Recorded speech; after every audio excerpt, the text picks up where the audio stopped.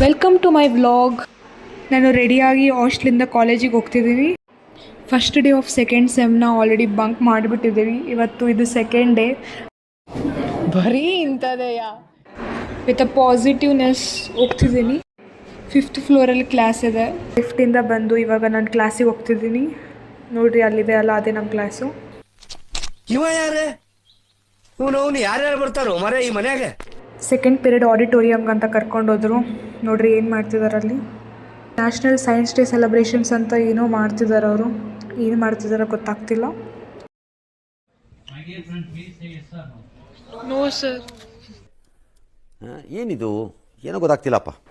ಆಡಿಟೋರಿಯಮಿಂದ ಹೊರಗಡೆ ಬಂದೀವಿ.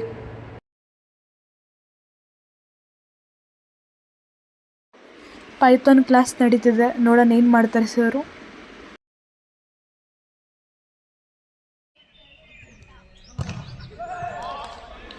Thank you for watching my vlog. ಇದು ಆಕ್ಚುಲಿ ಚೆನ್ನಾಗಿರೋದು.